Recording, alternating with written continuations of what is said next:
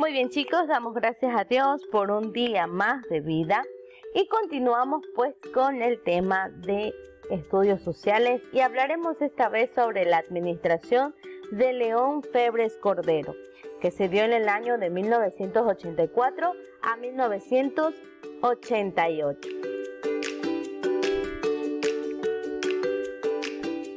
León Febres Cordero gobernó entre 1984 y 1988. Su lema de campaña era Pan, Techo y Empleo, y fue apoyada por el sector industrial y una alianza de políticos de derecha. En el aspecto internacional, el gobierno se plegó a la perspectiva de Estados Unidos, en donde pues las disposiciones del Fondo Monetario permaneciendo aislado de cualquier iniciativa integracionista con Latinoamérica. En pantalla vemos al presidente León Febres Cordero. Dentro de su presidencia vemos movimientos sociales, economía, política, influencias y consecuencias. Los movimientos sociales fueron manifestaciones públicas de descontento popular y organizaciones de trabajadores. El 16 de enero de 1987, un comando paracaidista secuestró a Febres Cordero en Taura. Los rebeldes reclamaban la libertad del general Frank Vargas, detenido por tomar las bases aéreas de Manta y Quito como protesta por la corrupción en el Ministerio de Defensa.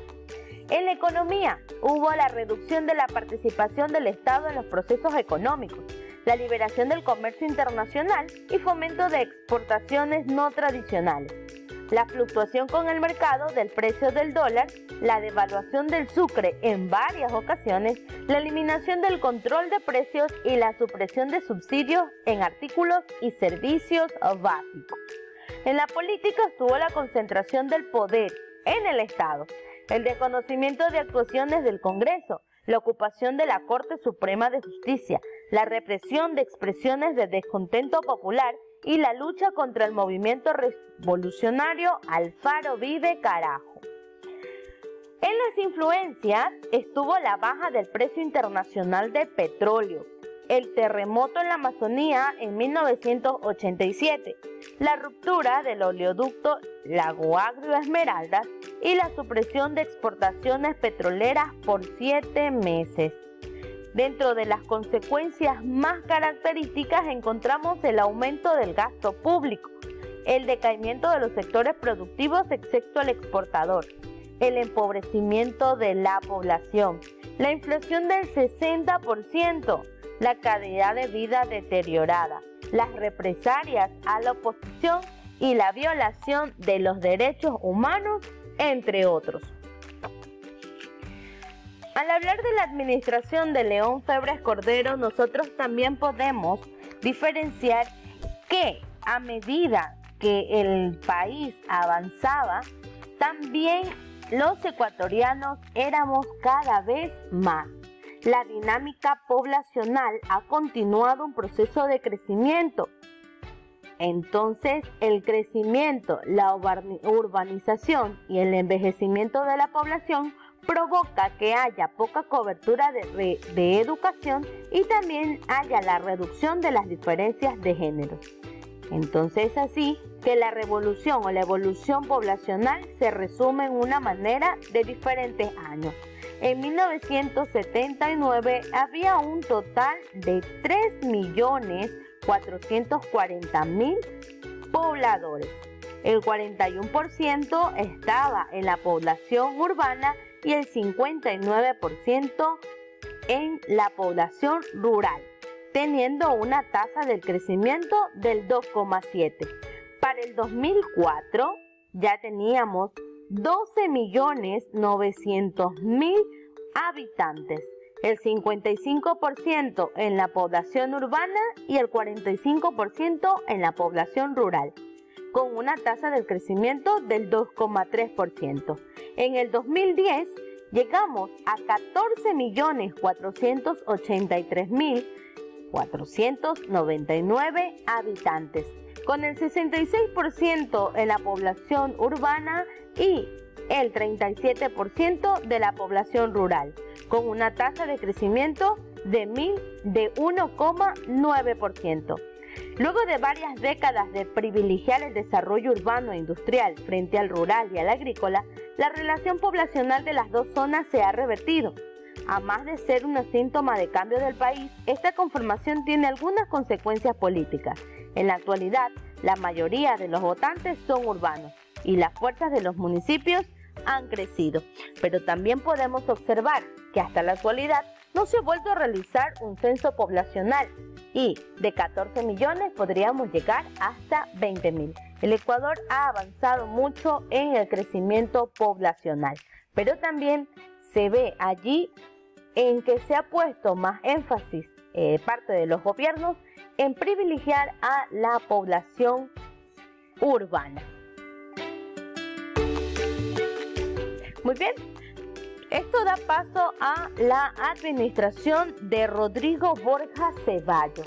Él fue un abogado quiteño que gobernó entre 1988 y 1992.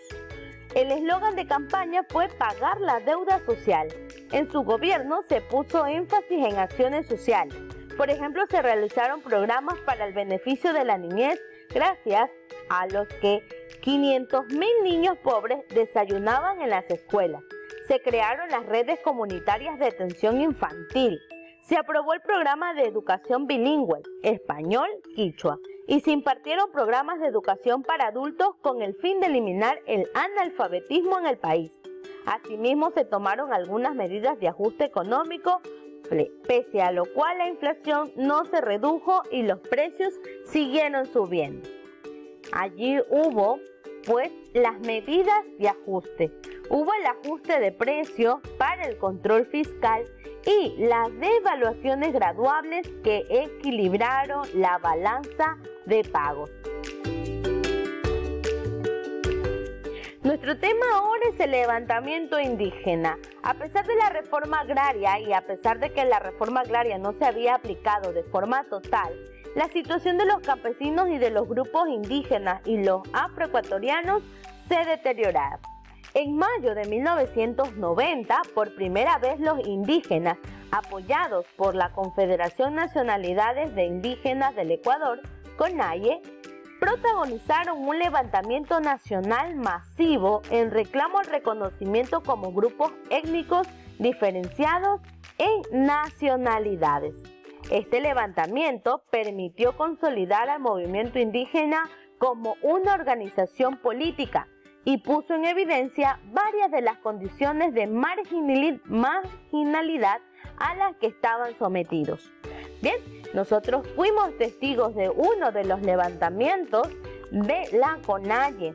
Es por eso pues que se dice que se fundó en 1990 y allí se conmemoran ya 30 años en la actualidad del primer levantamiento indígena, en los que principalmente han sabido defender sus derechos para pasar a tener los mismos derechos que tienen todos los ciudadanos.